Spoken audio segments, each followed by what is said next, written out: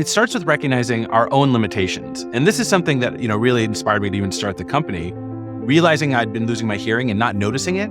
And then only when I got a hearing aid, realizing how much I had lost, really opened my eyes to the fact that we all live our lives with limitations, biological limitations that we don't really recognize are there. First and biggest that we're focused on is memory. 90% of what you experience, you forget after just 1 week. What that means, for a normal tech productivity employee, if you have a weekly 1 hour meeting, you only really remember at best 6 minutes of that 1 hour from 1 week ago. And we don't realize it because you forget it. So you don't know what you don't know. So we basically live our lives like Dory in Finding Nemo, forgetting most of what we experience. And maybe most of the time that doesn't matter, but there's so many ways in which using those moments that you forget to give you a better experience and to give you context for things that can make you more productive, make you more present. We think that's a huge opportunity. My guest today is Dan Siroker, CEO of Limitless. In just 24 hours after launch, Dan and team sold over 10,000 AI pendants to help people augment their memory with what they've seen, said, and heard, making Limitless arguably the fastest growing AI wearable in the market. In this short interview, Dan and I talked about his journey to create the most wearable AI in the world, how the team ships fast without compromising quality, and how he manages his time with 3 kids. Dan also co-founded Optimizely and is one of my favorite entrepreneurs to follow. If you enjoy our conversation, please like and subscribe to support the podcast. All right, Dan, well, welcome. Super excited to talk to you. You had a really big week. I think that the Limitless, you rebranded to Limitless, the pendant, you announced the pendant, and I think now you have 10,000 orders, or is it more? We've got even more. We've got 10,000 orders of the pendant, 20,000 total customers, which has been kind of crazy. And surprisingly, Many of those are actually outside the United States. About 40% are outside the United States. That's awesome. I would love to talk more about the pendant, but before I get there, I kind of want to talk about the history of this company. Like maybe we can start with why you started Limitless or Rewind in the first place. Yeah, the inspiration for starting the company actually came out of an experience quite a while ago. In my 20s, I started to lose my hearing. And when I turned 30, I tried a hearing aid and it was magical. To lose a sense and gain it back again felt like gaining a superpower. And ever since that moment, I have been on a hunt for ways that technology can augment human capabilities and give us superpowers. And that led me to the path that we're ultimately on today. So we started the company back in March 2020, and it was started really trying to find ways that technology can augment human capabilities, not replace human capabilities with AI, but augment human capabilities with AI. And we took through a meandering path and ultimately landed where we are now, which is a personalized AI powered by everything you've seen, said, or heard. Yeah, so I would love to learn a bit more about the meandering path. I think in the beginning, it was mostly to remember your personal activity on the computer or kind of what you're doing. And then you kind of move towards more of a meeting focus. Maybe talk about that path first. It's a bit zigzag. One of our investors, Andreessen Horowitz, describes this as the idea maze. You're just sort of exploring the idea in kind of a maze, and certainly feels like that. So the very first idea that we tried and launched pretty quickly was called Scribe. It was an online meeting bot that would join meetings, transcribe the meeting. That's why it's called Scribe. And that was the beginning of the pandemic. So lots of people were doing Zoom meetings, and we learned a lot from that. And one of the things we kept hearing from customers is they wanted to capture way more than just meetings. They wanted to capture their lives. They wanted to capture what they see, what they hear, what they say. And at the same time that we started hearing this from users, we were seeing the emergence of Apple Silicon, M1 chips, M2 chips, and that really fast compute that was possible for the first time ever on native devices. And so we had the idea to pivot really and create a new product called Rewind, which was a Mac app that would capture everything you see, say, and hear, including meetings, store it all locally, compute all locally, and that took off. And then what was interesting is it sort of came back to meetings, because what we found is with Rewind, what people loved with Rewind, and still do because it's out there and people still use it, is that their data is safe. It's safe from their employer, it's safe from the government, it's safe from us. And we realized if there's a way to actually deliver on that same privacy guarantee, but also have the convenience of being in the cloud, then that would be the best of both worlds. And so that's what Limitless is. It's the same guarantees of a local app, but with the convenience in the cloud. You can access your data from any device. You can use the best AI models. and you have unlimited storage. And so that's partly why we called it Limitless. So that's how we landed where we are now. And we just launched this week, so we'll see how it goes. But so far, so good. What was the rationale to extend beyond just like software in the cloud to actually build a hardware device, like an AI wearable device? Yeah, it really started with the problem first. So if I could have avoided building a hardware device, I would have. I think a lot of people out there is like, oh, I want to build a hardware device, and then what should it go do? We have the exact opposite opinion. I personally think, and I'm not the only one who thinks hardware is hard. And if we can stand on the shoulders of giants and build an iPhone app or a watch app, like that would have been much easier. The challenge is that the existing technology, and in particular the operating systems that run on those devices, limit what you can do. You can't have an always-on microphone that captures everything you say and hear. As soon as you get a phone call, the microphone stops. As soon as you watch a YouTube video, the microphone stops. And so the frictionlessness we wanted, the ability to capture what you say and what you hear without having to remember to go back to turn it on, and to have the convenience of being able to ask your AI anything with just a tap of your finger, meant that really to deliver on that customer experience, we had to build the technology necessary, which was unfortunately hardware. And, that was why we started that path. And that's what we're doing now. And, one day I'm sure Apple will support these use cases, especially if we're really successful, in which case, we'll be very happy to use their platforms instead of having to physically create things out of matter. That is much harder than creating things out of bits. Got it. Yeah, I was looking at the Limitless pendant, and there's like so much that I love about it. I love how it's focused on meetings. It helps with personal note taking. I love how it's like a full solution. It's not just hardware, but it comes with software and the confidential cloud. And of course, I love its price point and battery life. Only $99 for 100 hours. And that's pretty amazing. Maybe talk about, and you're like really good at like speaking directly to the customer online. So like talk about how someone's life could be changed with this thing. If I buy this thing and I have it, like how can my daily tech employee life be different? Yeah, well, it starts with recognizing our own limitations. And this is something that, really inspired me to even start the company, realizing I'd been losing my hearing and not noticing it. And then only when I got a hearing aid, realizing how much I had lost, really opened my eyes to the fact that we all live our lives with limitations, biological limitations that we don't really recognize are there. First and biggest that we're focused on is memory. 90% of what you experience, you forget after just 1 week. What that means, for a normal tech, productivity employee, if you have a weekly 1 hour meeting, you only really remember at best 6 minutes of that 1 hour from 1 week ago. And so we don't realize it because you forget it. So you don't know what you don't know. So we basically live our lives, like Dory in Finding Nemo, forgetting most of what we experience. And, maybe most of the time that doesn't matter, but there's so many ways in which using those moments that you forget to give you a better experience and to give you context for things that can make you more productive, make you more present. We think that's a huge opportunity, and we're focused right now on meetings because I think that's where it's the biggest immediate opportunity. In particular, we take note taking away from you. You don't have to take notes. There's this myth that taking notes helps you remember the meeting better. But really what taking notes helps you do is remember the thing you're writing down. But as you're writing it down, the thing that's being said immediately afterwards, you're going to figure out, and you probably never even hear in the first place. And so being able to be present, focus on the person directly in front of you, and not have to worry about note taking, about tracking action items, coming up with a summary, sharing it out afterwards. Limitless automates all that for you. So that's how we start. And we've got a long roadmap of things. And by the way, it's all public. If you go to roadmap.limitless.ai, you can see all the things we're working on. That's going to make that, it's going to extend that. But that's sort of the key wedge that we're starting with. And of course, when it comes to meetings can be the biggest waste of time ever, right? And like all these best practices around taking notes and like sharing it after, it's just like a lot of busy work that people don't want to do.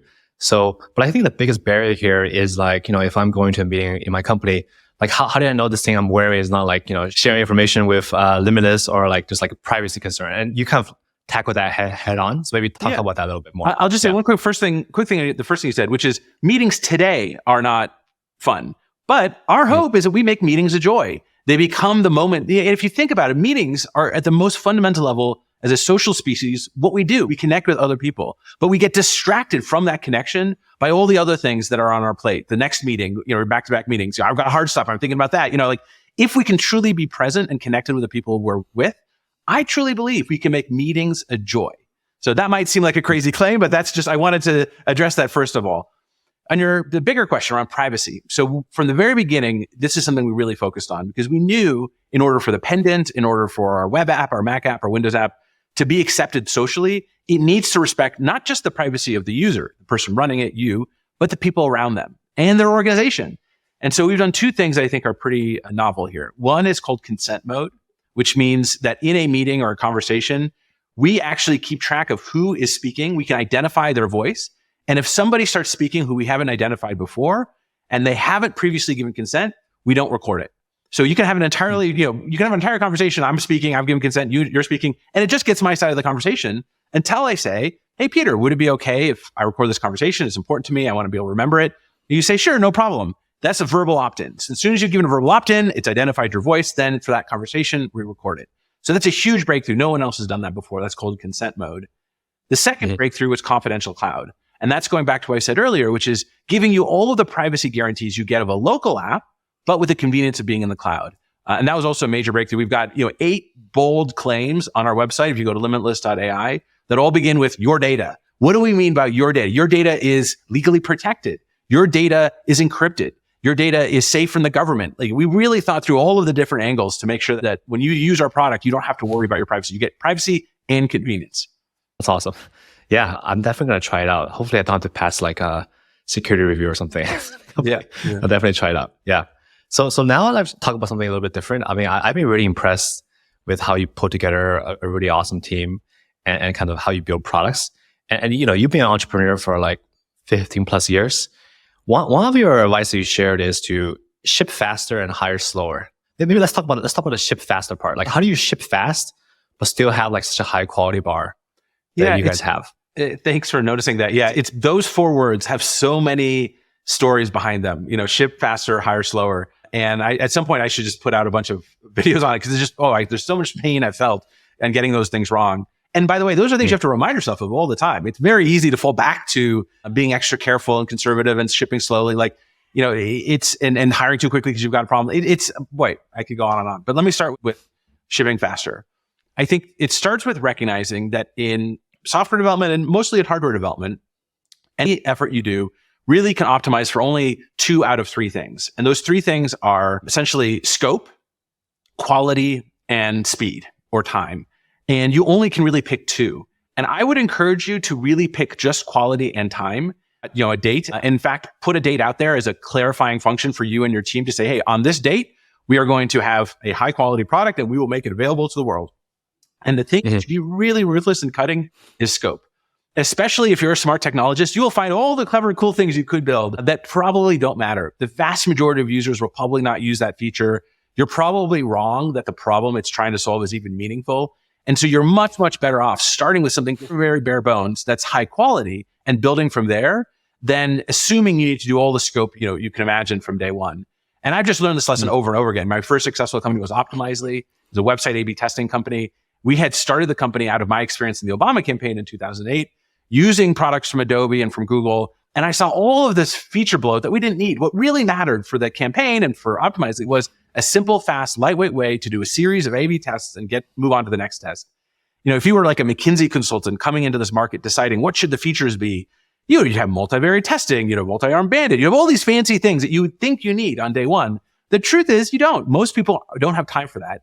And you'll build a simpler, better product by starting with minimal scope.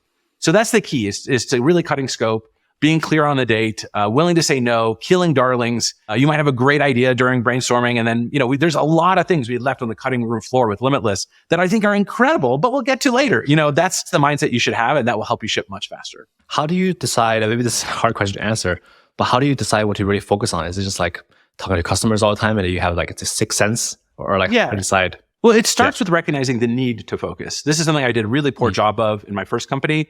And, Optimizely, I was younger, I didn't have a family. And basically I made up for a lack of focus by just putting in sheer hours. I was working insane hours. But if I look back at that, this is the realization I had, is that the vast majority of the things I did in those hours didn't matter.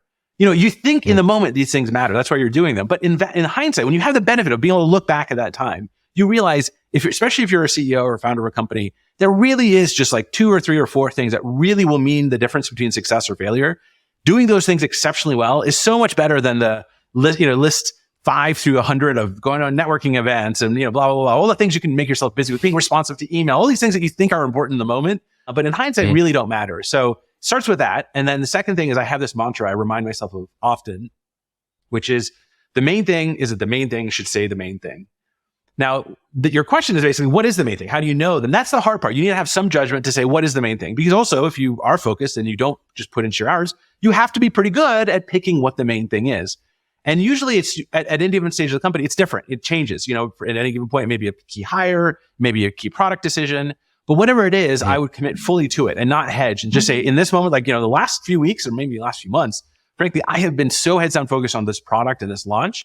I basically, everything else has gone by the wayside. Partnerships, emails, investors, I just completely say I'm heads down focused on product and that's what I'm focused on. And, usually even if you're wrong, if you're focused on at least one thing that's meaningful, you will do a good job of that.